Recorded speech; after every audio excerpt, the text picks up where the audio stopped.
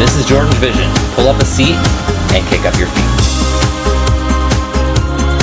Welcome, guys. How we doing? Time for another Beyond Belief Fact or Fiction reaction. We're at Season 3, Episode 11 now. Season 3 has been kind of up and down. You know, I've gotten another 5, I've gotten a couple of 4s, I got a 3 last video. So I've done 10 reactions to Beyond Belief Season 3 so far. Half of them have been pretty good, half of them have been not so good. So episode 11 might be a bit of a tiebreaker of sorts. You know, 11's always kind of been my lucky number. So we'll see what happens. Without further ado, we got 5 new stories. If you're not familiar with the show, again, we see 5 stories. We have to guess whether each story is either true or made up by the show's writers. So simple as that. We try to get as many right out of 5 as we can. So without further ado, let's get into episode 11. Here we go. Before I get started, please remember to like, comment, subscribe, all that fun stuff, and don't forget, reacting to art is sharing art. Channels like these benefit everyone from the viewers all the way up to the original creators themselves. Also, a reminder, spoilers are likely, so if you haven't seen this episode yet and would like to, please feel free to click off and take care of that first. I'll be here when you get back. But for those of you who are sticking with me, pull up a seat, kick up your feet. This is Beyond Belief Fact or Fiction, Season 3, Episode 11. Here we go. Truth and illusion often blend together. The examples are all around us. Don't I know it? For instance, this structure. Some might call it a box, others a square, still others a cube. But what is the reality? Doesn't look like a cube. Massive confusion. Tonight, Yeah, what the heck is that? I'll give you a number of stories. If you've watched us before, you know we don't always play fair and square. Yeah. You like to play tricks on us. Step right up, ladies and gents. Keep your eye on the little P. Alright. Yeah, still there, still there.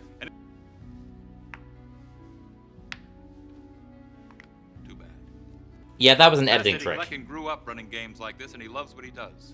Not for the excitement or the thrill of the gamble. No, Fast Eddie loves to cheat people out of their money. You've been learning his tricks, haven't you? Jenny was the ex-wife of Fast Eddie Glecken. Eddie was the owner of a cheap tavern in a rundown section of Brooklyn where I tended bar. He was the kind of guy who would cheat his best friend out of $1 and brag about it afterward. I should know. Oh, I know those people. I was his best. I told you never to come down here. I know, but I came to get the money you owe me, Eddie. I don't owe you nothing. And you're nothing to me. We're a mistake. Real peach, this guy. That's it. I care about me. Eddie Glecken, not those brats. They're your kids, so get out of my face. I mean, if you had a little help making them.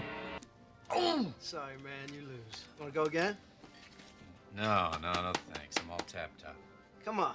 Yeah, you tapped him out. Somebody here can... Where'd you come from? I've never seen you in here before. You want to play the game or not? Just met the next ex-wife. I run a fair game here. You can ask any one of these guys. Tommy, why don't you tell me? Yeah, sure. Eddie's a nice guy. It ain't too convincing. I'll be back. And then we'll play by my rules. Sounds ominous. For the next 2 weeks, Fast Eddie couldn't win at anything. But he really believed that beautiful babe at the bar had put the jinx on it. Oh, I wouldn't put it past her. You gotta snap out of this. Look, it's just a string of bad luck. Happens to everybody. Not everybody who cheats. Hey, boss. High card wins for Buck? Huh? Didn't want to do that. Jack, you can beat that. Yeah, he rigged it. King. Hey, you won! Yeah, you won a whole buck. Eddie's luck returned. It was just like before when he couldn't lose. And So was that the anti-jinx? I don't have any money. You gotta help us out. You got to. I can't believe you came down here. Yeah, you're an asshole. If you don't get out of here right now, I'm gonna call a cop. And you know they're all buddies of mine. Is that something What you law is she breaking? Oh, hi. You. I let you start winning again, Eddie. You had your chance You for let him. redemption. I had a little streak of bad luck, all right? It's over, so get out of my bar. Well, the next streak is about to begin, I think. It's $100,000. I'll risk it all against your tavern. Heads I win, tails you lose. Heads I win, Heads tails I you win. lose. Heads. I win. Heads I win, tails you lose. That's the oldest sucker bet in the world, man. What's wrong with you, I don't man? know. I couldn't help myself. He's like betting Freddy. Congratulations. The tavern's yours. What? I won it fair and square, and I'm giving it to her. Oh, there's your karma right Wait a there. minute. There's one thing for sure, Eddie. You'll never win at anything again. Oh, Sounds like a promise. Fast Eddie Glecken only lived another 2 weeks. He threw himself off the Brooklyn Bridge. Oh no. Was she really an avenging angel acting on behalf of Eddie's ex-wife? Or was she a clever Be. manipulator able to trick Eddie into believing he could never win again? And what about that last bet? Every gambler knows that heads I win, tails you lose is an impossible wager. So talk about that one. Gambling is a very mental thing, and it is possible to, put the idea in someone's head that, they're not going to have good luck or that they will have good luck. I don't know. So that much of the story I can believe. So I guess it's possible that, he sees this woman and kind of feels something about her and, maybe it starts him losing. And maybe that one little dollar bet that his buddy did kind of got his mind back on winning and that helped. So, of course, I don't think the woman is a ghost or an angel or anything, but it's possible. It could be someone on his wife's behalf or even not on his wife's behalf. Just someone who knows about him and, wanted to kind of bring him down type of thing. I don't think there's really anything unbelievable or outrageous about this, and I think I'm going to mark it as true. Of course, I can't really explain him taking the sucker bet and all, but could be one of the things that they kind of exaggerated in telling the story. So one down. Let's get to story number 2. Those are Western saloon towns doors. have mostly disappeared from the American landscape these days. Yeah. Many have been bulldozed to make room for strip malls and freeways. Some have been saved as tourist Yeah. attractions. Preserved You don't to see a lot of celebrate that. their Thomas L. Fergus is about to happen upon the strangest of Western settings. Okay. In fact, you might say it's a location that truly deserves the name Ghost Town. I'd been traveling around the Well, it's another Southwest ghost story, shooting I take photos it. of I couldn't have picked a better place. They were having a cold spell. It was somewhere around 115 in the shade. So not a cold spell. I gotcha. No signal. I wasn't surprised. They never work when you really need them. Water. This is now. back in the 90s when no one I had was a getting signal. Dizzy. I found Red Ridge, but there was no gas station and not a tourist in sight. The town looked completely deserted. The old western towns wouldn't have had gas stations because, no cars yet. I couldn't. Was that a believe player it. piano? I heard people inside, and I thought I could finally get some help. Oh, Boy, fun. was I wrong. My truck broke down. I was wondering where the nearest gas station is. What's a truck? You get us clothes. Wearing your skivvies in public. Oh, man. This is like Back to the Future all over again. Who you calling a joke? I meant no harm. I didn't mean to offend you. I mean, if that's a ghost, that's a strong ghost. And a gross one. That's like the ultimate disrespect right there.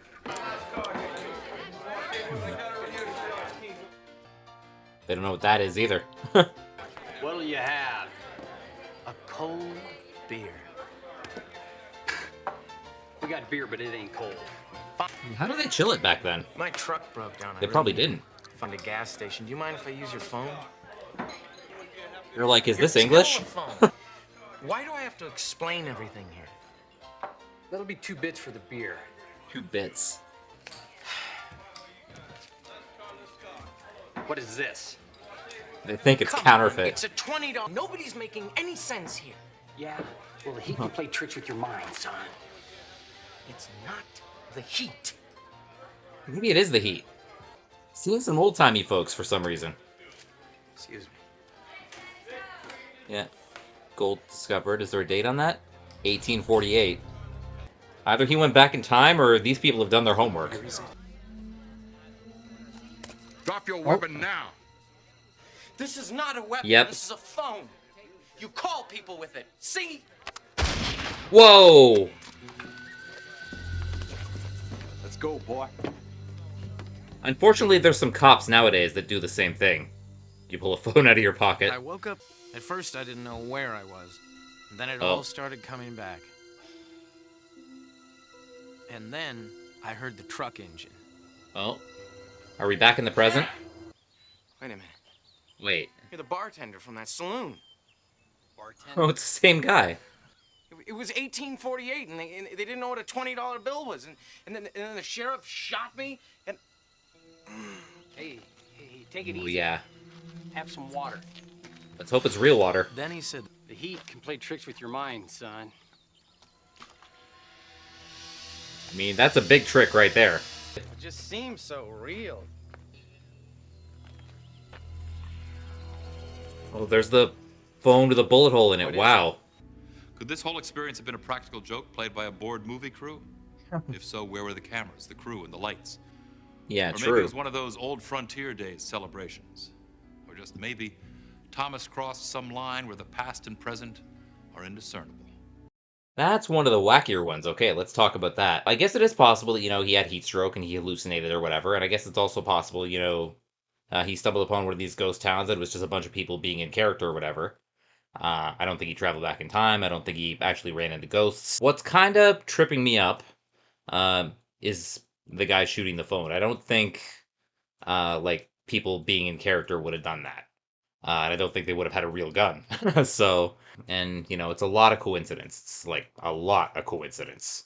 If they were, just people acting in character for an exhibit or a movie or whatever, they did a lot of homework, I guess. So, yeah, like they had the 1848 newspaper. They, like the bartender responding to all the modern things, like what's a telephone, what's a $20 bill, what's a everything. If this was someone playing a character, they were right on the ball with that. So, there are parts of this story that I can believe, but the story as a whole, I just can't do it. I'm gonna mark it as fiction.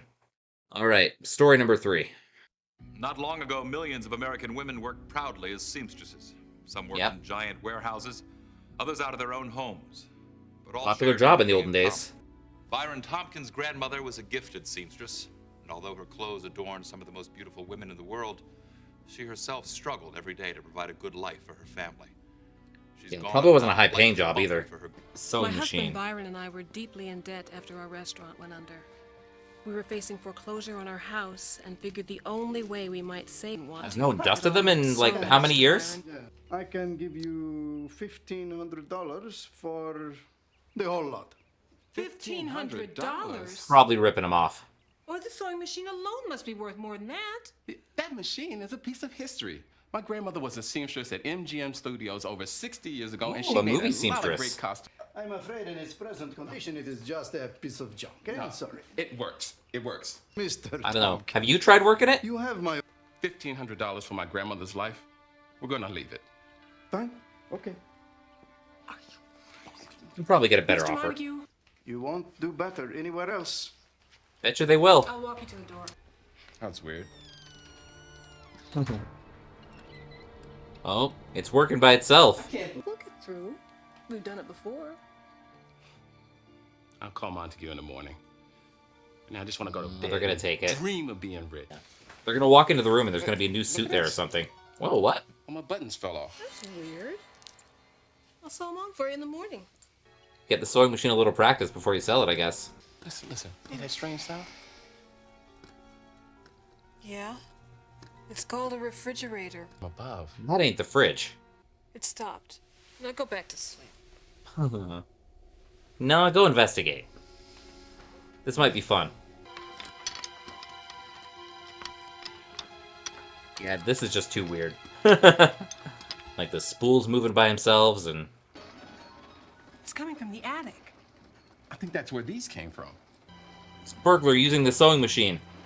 I mean, that's what burglars break into a house to do, right? My God, what's going on? I don't know. It must have started on its own. So is it actually sewing or is it just going nuts? You think it's gonna start up again? I don't know. I didn't think it would start the first time. That was weird. Tried unplugging it? What's GWTW? Go with Look at this John gown. Wayne? I don't know. It's gorgeous. Oh my gosh. Byron, you're not gonna believe this. What? Vivian Lee wardrobe. Gone with the Gone Wind. with the Wind. 1930? It's crazy. Was the sewing machine taken over by the spirit of Byron's grandmother? Or was it just some mechanical aberration that caused the machine to behave that way? But then how do you explain the GWTW? Could that really have been a random pattern? Or was that Good question. squashed there all along, unnoticed by Byron and Sylvia?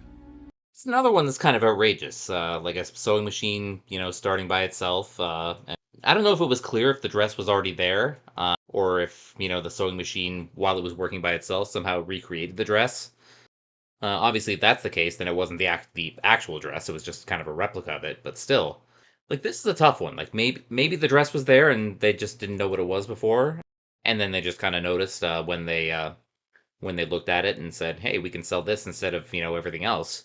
So it's a tough one. And I don't know if I'm on either side just yet. It is possible that the sewing machine could have started by itself. Something could have happened and made it go crazy, something like that. But I don't think it sewed a dress by itself. Like that's a little too much to believe. Like maybe the GWTW patch was there. I don't know. It looked like a J. The T. That was just old style lettering, I guess. But for no reason other than gut feeling, I'm gonna take a chance on this one. I'm gonna say true. And I know this is the kind of story that might make me look like an idiot saying this might be true, but I don't know. I got a feeling. I don't think it was the original movie dress. It was probably, or maybe it was if it was just hanging around the room. I don't know. But I don't think the sewing machine just did that overnight. I guess we'll see at the end, but I'll mark it as true. And yeah, let's get to the next one. Can't sleep? That's why devices such as this one were invented. With a push of a button, our ears can be transported to the soothing water. I get that kind of stuff on YouTube now. Sound. Leon T. Woodward never gets a good night's sleep anymore. But Leon doesn't really toss and turn in his sleep. He walks. And his sleepwalking he's a sleepwalker. becoming increasing. As for his wife, well, let's say Leon's sleep disorder is starting to push her buttons. Yeah, it would. And Leon began to leave our bed at night and go for walks in his sleep. Leon would frequently trip over Peggy's toys. He even smashed her favorite dollhouse. Oh. I was worried. What? That's an accident, though. Did you hurt yourself? I don't think so. You hurt the dollhouse. Of all the problems his sleepwalking caused, Leon felt most guilty about damaging our daughter's dollhouse. She spent Hopefully hours it's an easy painting fix. and repairing. Thanks, Daddy. No, try not to be so clumsy next time. At least your dolls. I mean, it's are hard when your already- eyes are closed. That's the... Oh, you up to his tricks again? Yep, he's Months not there. passed and Leon's condition worsened. He began going on longer and longer walks. The doctors suggested that we put bells on his wrist so we could hear him. Not a bad idea. I mean, wake up the town, but, I couldn't take it anymore. I even suggested a psychic healer named Madame Tula. She had the reputation for being melodramatic, but I could put up with the theatrics in exchange for some answers. Yep, that's melodramatic, all right. What is it? Cast a dark and ancient spell. Spell, come on. Was this it is you? ridiculous. You will leave your home one day, That would kind of suck. and you will not return. There is nothing I can do. Aren't you the psychic genius? For the next week, I hardly slept at all. I laid awake every night, making sure Leon was still there next to me. We even tried discussed locking the taking door. him to- Yeah, there he Finally, goes. exhaustion took over, and I fell asleep against my will. You can't stay awake Never all night. feared myself. I feared Madame Tula's prophecy had come true.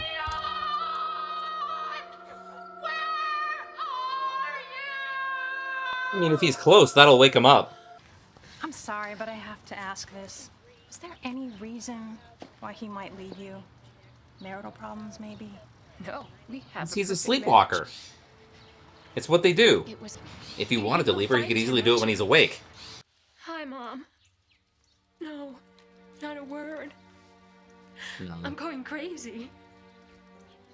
Oh, He could be lying somewhere hurt. just playing with the dolls. What if that old woman is right? And what if he's gone forever? I don't know. She sounded like a loon. I know where Daddy is. I'll call you right back. Why am I getting the orphan vibes? Daddy said he'd never leave me. I'll be back. Where is he And then? we have to believe that. But he's here, in my dollhouse. No. He's in the dollhouse? What? See? It's Daddy. Okay, that's a little weird. Was there really some supernatural force that caused the disappearance of Leon Woodward? Or was it all a scheme to skip out of an ominous financial situation? What about the doll that looked so much like Leon? Was it always there and not noticed until that day? Or was it something Leon had made to leave don't know. behind as a comfort to his daughter? Okay. Well, obviously sleepwalking is a very real thing. We've had stories about that before. Sleepwalking cop. We had a story about that last season, I think. You know, he's told by the psychic, you know, one day you're going to leave and never return type of thing. Um, and then it happens. And all of a sudden, like a doll that looks just like him is discovered in the dollhouse. So, is there anything about that that's completely unbelievable? I don't know. It's possible the doll, like James said, could have been, you know, a final gift in case Leon left. It's also possible the doll could have been there the whole time and no one noticed. It's kind of weird that sleepwalkers can kind of leave their house and go around the town, but I think there are documented cases of that happening.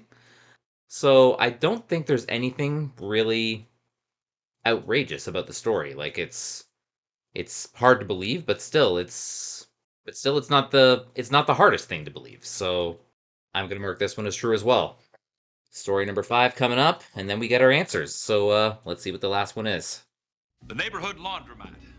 Up until 20 years ago, most people living in a big city cleaned their clothes in storefronts that housed machines like these. You could see friends. Laundromats, aren't there? Catch up on some reading, I've never actually used or even one, strike but up Maria Sanchez owns one such place. Her faith keeps her hanging on through many obstacles like bad weather, tough times, and sheer terror. money laundry. I'd been working hard for There's the a last play on 10 times words. to make I was raising 5 small children on my own. It wasn't easy. Business was very slow. Single mother of I 5, couldn't that's talk tough. the landlord, Mr. Flint, into a fresh paint job, even though it might have attracted some new customers. I felt sorry for Yeah, Mr. Flint. gotta do what you gotta He do. wasn't a very happy man. He doesn't look happy. Got a bit of a surprise for you. I can't give you any more extension on your rent. You're 2 months behind now. In fact, I gotta bump it up another $10. Oh, that's not a happy surprise. Can't solve everybody's problems. I have enough problems of my own. Let's attract some business then. You think life is hard for you alone? Dirtbags broke into my house last night. They Okay. took some things that meant an awful lot to me. Don't take that out on her. Sorry. I will pray for you. Hey, Maria, save your prayers for somebody who believes. You got another week, and that's it. Real peach of a guy. I mean, he's got his problems too, but I asked for a small miracle that day, even though I knew they don't always come. One never came for my husband Ramon, but I never lost my faith. that sun shining means a miracle's happening, That right? afternoon, I felt TV the laws. changer with my. I really needed a miracle, but I got just the opposite. I was about to experience a terrible moment. Oh no, what now? Oh, those are the robbers. Are you? Kick him in the balls. Please don't hurt me. You got wide open balls right there. Just kick. Man, there's nothing in these things. This place is a toilet. You hear that, lady? He thinks your place is a toilet. As long as you don't use it as a toilet. Hey, I'm good. I'm good. I did something about it. You don't even care about robbing the place. They're just assholes. They were at the machines that I just loaded with change. They were using slugs instead of quarters. It was like stealing the last money I had. Look, I'm winning in Vegas. Eventually, they're just gonna get their slugs back, right? They got away, didn't they? I was kind of hoping the karma would show up soon. Look at this place. It's destroyed. There's gonna be thousands of dollars worth of damage here. You're gonna blame it on her, aren't you? This is what your prayers did. Nothing. All it got you was more trouble. I'm sorry you feel that way. Yeah, the prayers did that. Sanchez. Looks like they were putting these old coins in your change machine. Oh, wait. Thank you. Let me see that. Wait. It was old coins, not slugs? Are there any more of these coins? Yeah, they're in the machine. Yeah, they used a bunch of them. Like, maybe they're worth a lot. Wait, are those his coins? I don't. They took my coin collection. Old English pennies. They're worth a fortune. But it wasn't the money. It belonged to my father. Oh, yeah. He gave. I'm gonna repair the laundromat for you. You are? You can stay here rent-free for as long as you're in business. Mr. Scrooge just had a Christmas miracle. It was a miracle, all right. It was the first time I had ever heard Mr. Flint laugh. Yeah. Doesn't strike me as the kind of guy who laughs a lot. Could the same rare coins that were stolen from Mr. Flint's home have really turned up at the laundromat? Both places were located in the same general area. But what are the odds that those stolen coins would be just the right size for the coin machine? Talk about that one. It's another story that kind of feels believable on the surface, but I'm kind of having a problem with it, and I'll explain that problem that I'm having. So these robbers, they rob Mr. Flint, take his coin collection. They go to all this trouble of stealing his coins, and then they use those coins to rob that machine in the laundromat. Like I don't know how that makes sense. Like you'd think they're valuable enough to steal, but then you use them to, get a bunch of quarters, out of the machine in the laundromat. So it's like, if you think they're just slugs, then why'd you take them? So I kind of find it hard to believe that, they saw those coins in Mr. Flint's and, thinks they're slugs that they can use to rob a coin machine or whatever. So other than that, like it is possible that, the same robbers hit both places, obviously they're not far apart. Yeah, so that's just the problem that I'm having there is why would they use coins that they stole from somewhere else to rob another machine? It's one of those things that makes the story weird, although the rest of the story, is completely believable. But that's kind of the plot hole that I see there that kind of makes me think someone probably made this up. So I'm going to say on this one, kind of a cool story, bro, but yeah, I'm going to mark this one as fiction. So, we've seen all 5 stories. I have marked stories number 1, 3, and 4 as true. I've marked stories 2 and 5 as fiction. Okay, let's find out how we did. Now let's look back at tonight's stories and find out which ones were inspired by actual events and which ones are totally false. How about the story of the gambler whose luck was changed by a woman with mysterious power? Fact or fiction? What's the game? Fact on this one. Heads I win, tails you lose. Oldest sucker bet in the book. Shut up. If you thought this story was based on a real-life occurrence, you're right. Right. It's inspired by a bar and grill where a similar story took place in the late 70s. It happened. All right, got the first one. Let's take another look at the man who found himself surrounded by the ghost of the Old West. Drop your weapon So now. I said fiction on this one. You call people with it. See? Oh. Did you think this story really happened? We got you, partner. We got you, okay. It's a fake. So that's 2. And what was your opinion of the sewing machine that saved a young couple's future? Said true on this one. It was a very tentative true, Was but... this story inspired by an actual event? Not this time. No, okay. Our writers exaggerated the truth. Exaggerated the truth, so it was partly true? Okay, I guess not And now completely let's true, have though. one more look at the sleepwalker who walked out of his family's life. Daddy said he'd never leave me. So I said true on this one, too. But he's here, in my dollhouse. Look. Did a similar story to this one actually take place? Yes, it did Yes. in Florida. In fact, when author Robert Tralins investigated the story, he was shown the doll that was the tiny replica of the Oh, he father. actually saw it, wow. It's fact. So I got 3, chance for 4. How about the story of the laundromat that was saved by the power of a good woman's prayers? I can't give you any And more I said fiction on this your one. rent, another $10. Mr. Flint, I can't pay any more rent. Was this story based on a real happening? Okay. According to our research, this happened in the vicinity of our Oh, it nation's did? capital. It's inspired by an actual No. event. Okay. But still got a 3. Tonight we've attempted to demonstrate the similar nature of fact and fiction. We must weigh the difference every day. And sometimes the only thing that Weigh it tips every the time I scales watch are the show. circumstances. Alright guys, well thank you for tuning into another reaction to Beyond Belief Fact or Fiction. Again, as I said before, half of the 10 episodes I watched before were pretty good scores, half were not so good scores, and I guess I kind of broke the tie with a decent score, a 3, which is kind of my average, so kind of happy with that. So yeah, I'll take a 3. I think I've gotten, 2 or 3 3s so far this season, so not complaining, I guess. Got a couple more episodes left in this season, so hopefully we can finish that on a high note. This is a pretty average note, I guess, so can't win everything. Can't win everything. It's hard to get a 4, it's hard to get a 5, this show plays tricks on you, like no kidding. So, but yeah, thank you guys for tuning in. Don't forget to like, comment, subscribe, all that fun stuff. Check out my sports vlogging channel, JordangeVlogs. And until next time, this is Jordan saying you can be productive sitting at home on your couch. All you need is a TV, a great catalog, and a vision. This has been JordangeVision. Take care, guys. Have a good one. Bye-bye.